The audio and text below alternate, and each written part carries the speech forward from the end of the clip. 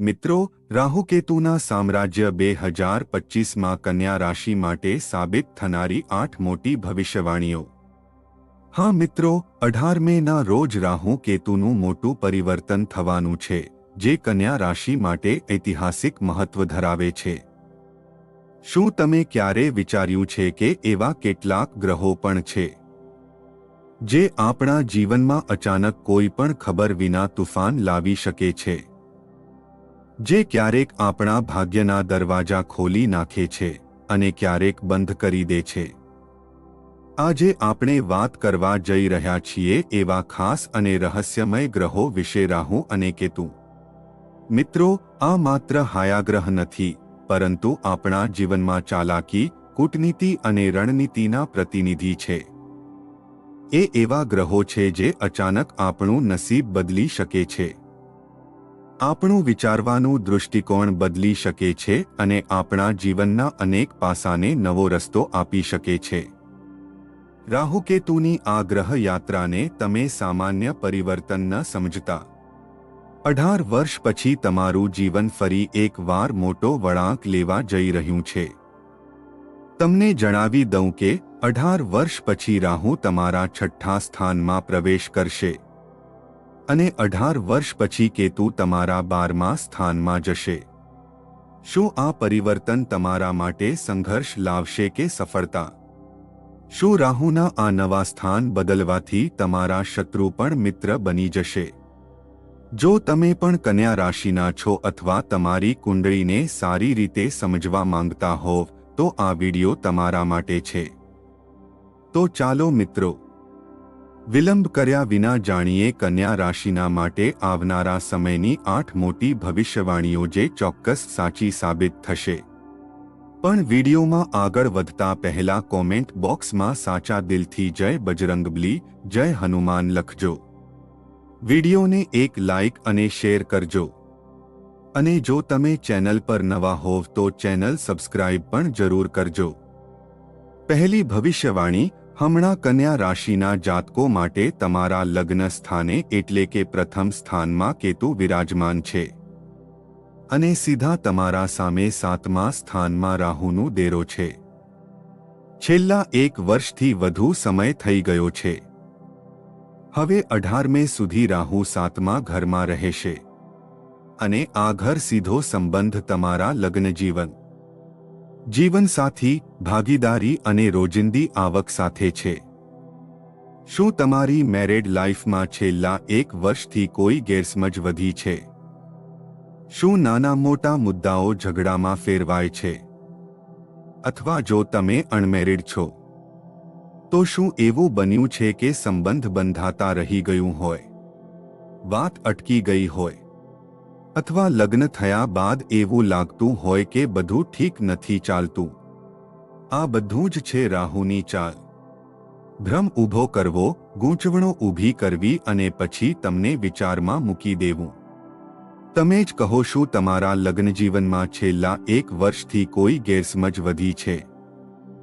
બીજી ભવિષ્યવાણી, હવે વાત કરીએ કેતુની, જે હમણાં તમારા લગ્નમાં એટલે કે પ્રથમ ઘરમાં વસેલા છે।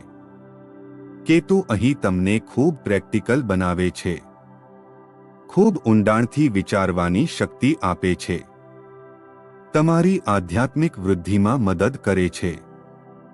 પણ જ્યારે કેતુનો ચંદ્ર સાથે સંપર્ક થાય છે ત્યારે એ મનને ભટકાવી નાખે છે, વધારે વિચાર કરાવે છે, નાની નાની વાતો દિલમાં ઉતરી જાય છે।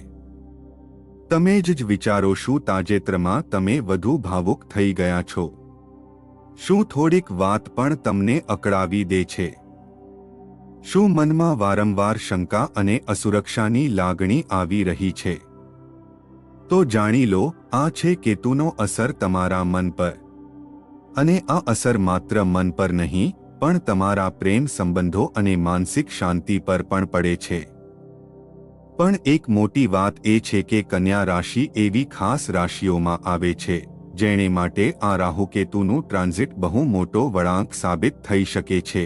ત્રીજી ભવિષ્યવાણી, કન્યા રાશિ માટે 18 મેથી શરૂ થતું રાહુકેતુનું પરિવર્તન ખરેખર બહુ ખાસ છે। કારણ કે 18 વર્ષ પછી રહુ તમારા 7મા ઘરમાંથી નીકળીને 6ઠ્ઠા ઘરમાં પ્રવેશી રહ્યો છે અને કેતુ જશે 12મા ઘરમાં। અને જાણો કે રહુનો 6ઠ્ઠા ઘરમાં પ્રવેશ શાસ્ત્રો મુજબ ખૂબ શુભ માનવામાં આવે છે અને કેતુનું 12મા ઘરમાં ગોચર પણ ખૂબ જ લાભદાયક હોય છે।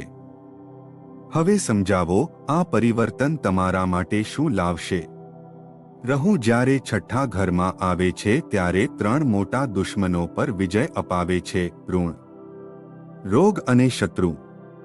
એટલે કે જો તમારા પર કોઈ કર્જ હતું, કોઈ બીમારી લાંબા સમયથી પરેશાન કરી રહી હતી અથવા કોઈ વ્યક્તિ તમને વારંવાર માનસિક કે સામાજિક રીતે હેરાન કરી રહ્યો હતો, હવે એ ત્રણેયમાંથી મુક્ત થવાનો સમય આવી ગયો છે।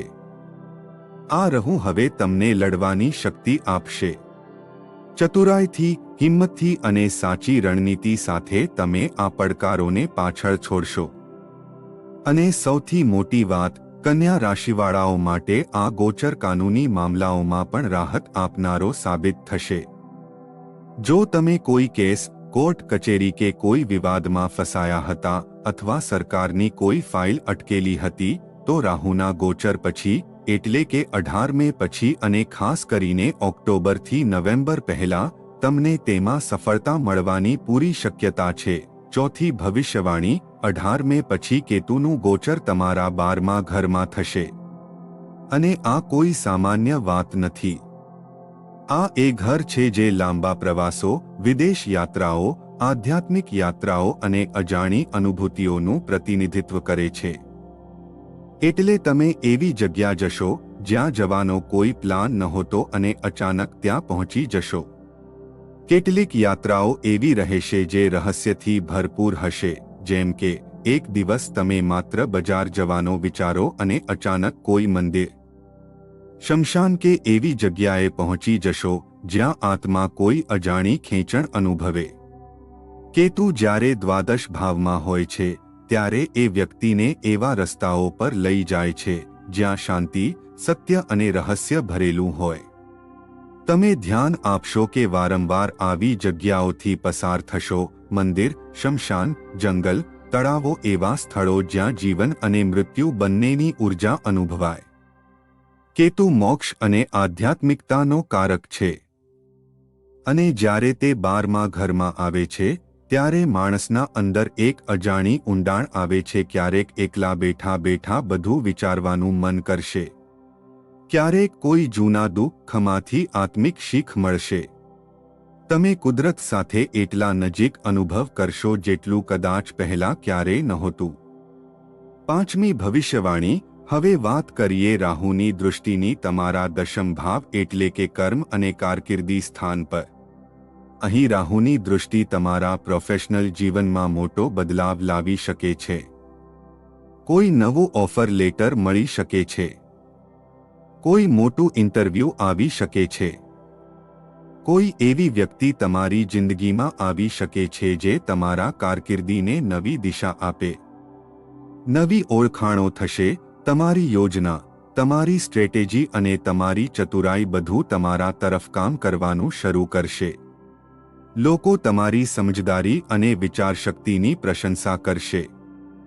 છઠ્ઠી ભવિષ્યવાણી, રાહુની દૃષ્ટિ હાલમાં તમારા બીજા ઘરમાં એટલે કે વાણી, ધન અને પરિવાર પર પણ છે અને એ દૃષ્ટિ ક્યારેક એવી વાતો બોલાવી શકે છે જે તમે ક્યારેય કલ્પના પણ નહીં કરી હોય એવી વાતો પણ બની શકે છે। રાહુ એ અચાનક પરિણામ આપનારો ગ્રહ છે, એટલે કે અચાનક ગુસ્સો આવી જવો, અચાનક એવું કંઈક બોલી નાખવું જે સામેના વ્યક્તિનું દિલ દુભાવી દે અને પછી પસ્તાવવું, માફી માંગવી પણ જે નુકસાન થવાનું હોય તે થઈ ચૂક્યું હોય। એટલે ખાસ સાવધાન રહેજો। ખાસ કરીને તમારા પરિવાર, સંબંધો અને મિત્રો સાથે વાત કરતી વખતે શબ્દો માપમાં બોલજો, નહીંતર સંબંધોમાં અંતર આવી શકે છે। સાતમી ભવિષ્યવાણી, જો તમે સરકારી નોકરીની તૈયારી કરી રહ્યા છો અથવા કોઈ ઊંચી હાયર એજ્યુકેશનના રસ્તે છો, તો એ સમય તમારા માટે ગોલ્ડન પીરિયડ છે।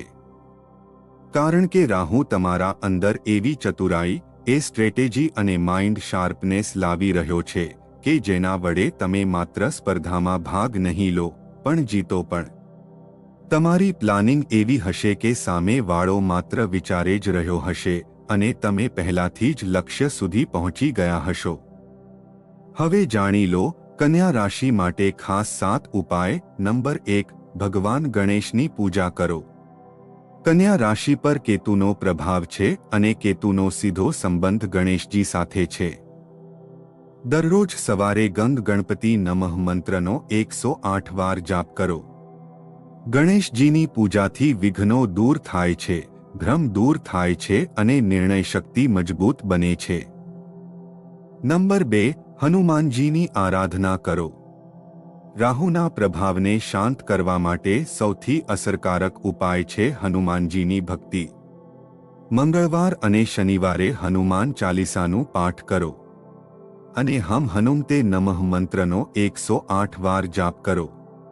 આથી નકારાત્મકતા અને ભ્રમ દૂર થશે, મનોબળ વધશે. નંબર 3, દુર્ગા સપ્તશતીનો પાઠ કરો અથવા માતા દુર્ગાની પૂજા કરો.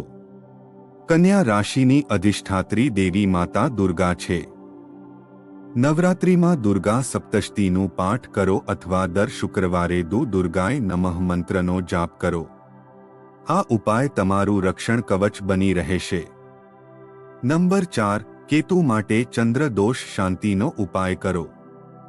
જો મન ભટકે છે, વધારે ભાવુકતા થાય છે, તો સફેદ કપડાં પહેરીને સોમવારે શિવલિંગ પર કાચું દૂધ અને ચોખા અર્પણ કરો.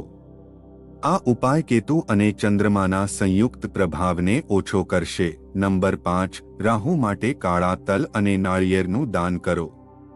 શનિવારે કોઈ જરૂરતમંદને કાળા તલ, કાળું કપડું, નાળિયેર અને સરસવનું તેલ દાન કરો. આ ઉપાય રાહુના દુષ્પ્રભાવને શાંત કરશે અને રોજિંદી મુશ્કેલીઓમાં રાહત આપશે. નંબર 6, સફાઈ અને સેવા પર ધ્યાન આપો. કન્યા રાશિ સેવા, સ્વચ્છતા અને અનુશાસન સાથે સંકળાયેલી છે. દરરોજ થોડી વાર કોઈ જરૂરતમંદની મદદ કરો. વૃદ્ધાશ્રમ, હોસ્પિટલ અથવા મંદિરમાં સેવા આપો. નંબર 7, અમાવસ્યા અને પૂર્ણિમા પર ખાસ ધ્યાન રાખો. અમાવસ્યાને કાળા તલ વહેતા પાણીમાં વિસર્જન કરો અને પૂર્ણિમાએ ચંદ્રમાને અર્ઘ્ય આપી માનસિક શાંતિ માટે પ્રાર્થના કરો. અને હવે વિડિયો સમાપ્ત પહેલા એક વાત હંમેશા દિલમાં બેસાડી લેજો. રાહુ અને કેતુની ચાલ ભલે અદૃશ્ય હોય, પણ તેમનો પ્રભાવ તમારી કર્મભૂમિ, મન અને ભાગ્ય પર પડતું જ હોય છે. આ વખતે રાહુ કેતુની ગોચર તમને એક એવો વળાંક આપશે જ્યાંથી તમારું જીવન બદલી જશે. જે ઉલઝાણો હતી તે સાફ થશે, જે અટક્યા હતા એ આગળ વધશે અને જે બિખર્યા હતા એ ચમકી જશે.